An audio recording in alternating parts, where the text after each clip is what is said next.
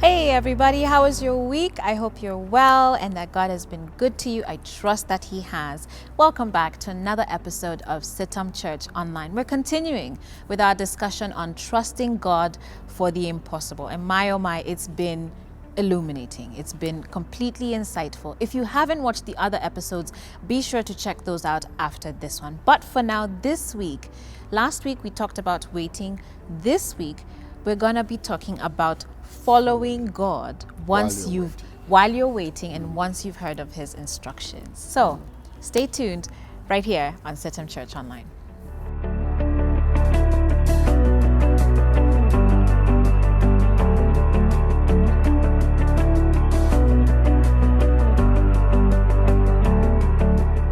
Welcome back, Pastor Tony. Thank you for having me. It's good to have you. You're becoming a very familiar face now on you. CITAM Church Online. Thank you. But indeed, it's been an illuminating study, really, about what it means to trust God, what is or isn't impossible.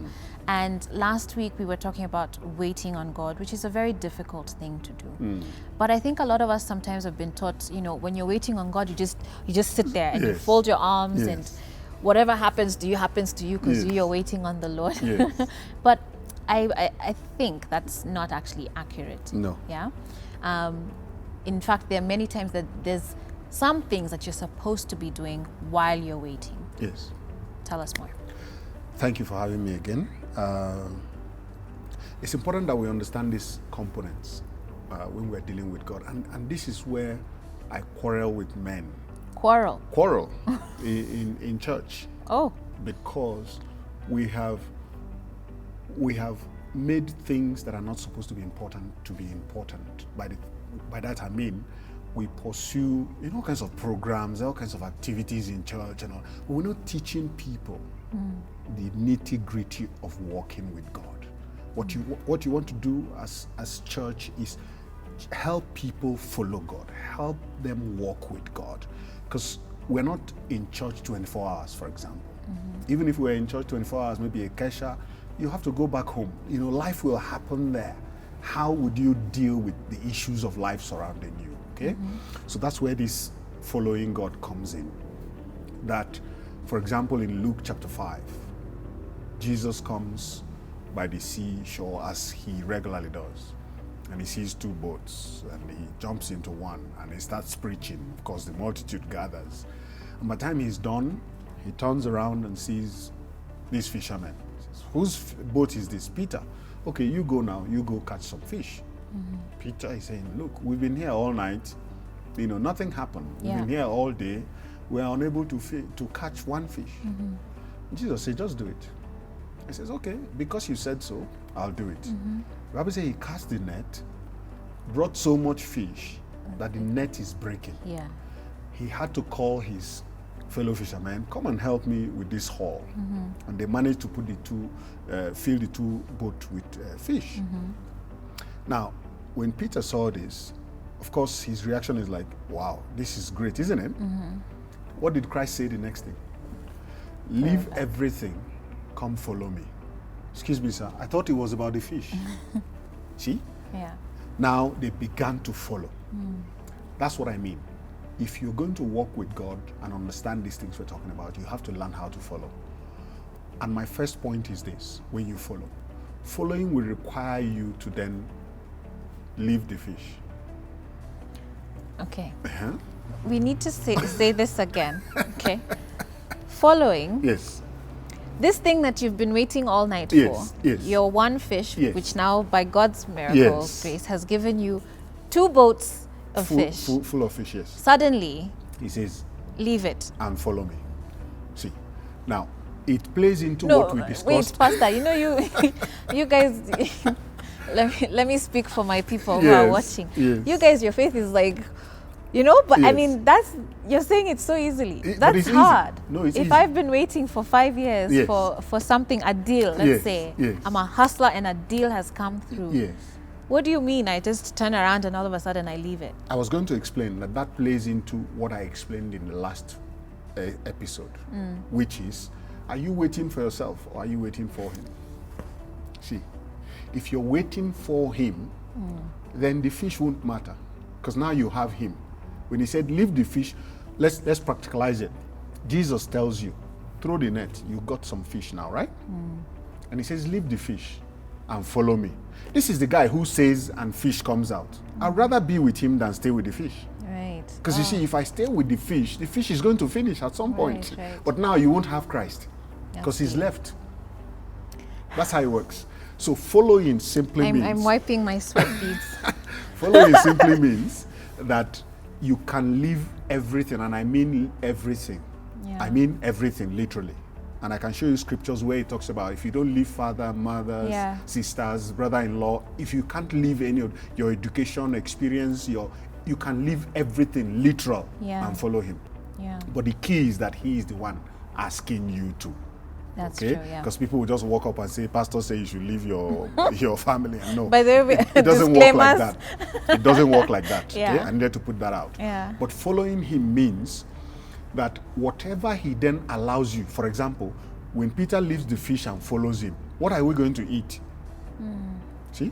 Because fish means either we sell the fish and make money, or we eat the fish directly. Yeah. But now we're following you, we don't have anything to eat. Then your trust kicks in. Then his word that says, follow me, is enough, because faith comes by hearing the word. By the word. And the word is not just logos, but rema as well, which is the written word and the spoken word. All working together to bring you to the place of following. Okay? So that's how it works. So you leave the fish, you're following him. Now, when you're following him, you want to now know, how are we going to sustain ourselves? And it's a valid question, it's a good question to ask him. Now that you say, I leave this, how would I sustain? He will then tell you, just follow me.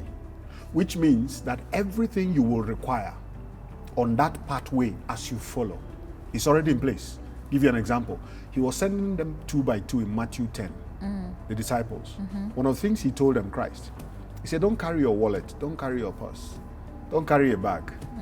Right? Yeah. Excuse me, we're going to foreign lands to go and speak to them. We need money to buy food. We need a place to sleep.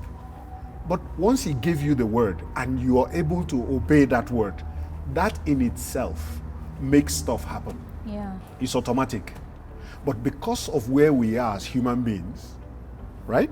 And we are not in the realm of God consistently and constantly, we are not then able to believe that word enough for it to then produce. Wow. Yes, that's the challenge. So we need to follow. We need to learn how to follow him. Following him, of course, remember we've talked about earlier parts, we talked about relationship. Okay? Him talking to us, we talking to him, and then he's helping us understand what the challenges are and how to navigate it. If I must leave this fish and follow you, it means there's some other ways we have to eat. Yeah. Even if it means it's going to fall out from the sky. Yeah. I don't care. But I know it means you've taken care of business. Wow. And that's how Christ lived all on earth. By following God. Most of the things Christ did, by the way, he didn't do it inside church. Yeah. He did it seaside as he was walking on the road. Yeah. He came to a wedding. Everywhere he went to, something happened because he was following God. Yeah. And he didn't know where he was going to sleep. He didn't know where the next meal was going to come. Yeah. But it never stopped coming because he was following. His eyes are single, following this God. He says something to you, you respond. It may not make sense at the time, but it produces because you're following him. Wow. I love how all of this is tying together because, last week we were talking about waiting. And for me, that's one of those, the difficult. It's really difficult. But just this perspective alone today, to understand that God can give you something and then ask you to drop it. And I think for us Christians, as soon as we get it, like we've shut our minds and our ears, our hearts, everything else, we've closed it up. We're like, God has given me. Yes. And from that moment on, God's instructions almost cease.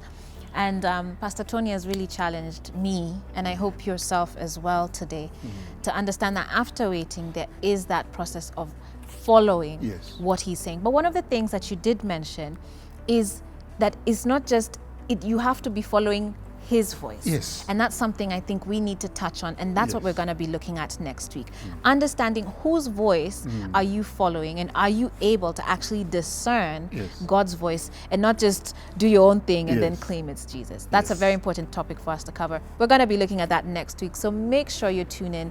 But for now, leave us your comments at CITAM Church Online, at Joyce Omondi, at Anthony Ajiduah. And we'd love to hear from you on Facebook, Instagram, and Twitter. And remember, if you haven't watched the other episodes, be sure to rewind back over to those right now. Until then, have a blessed week. We'll see you next time. Ciao.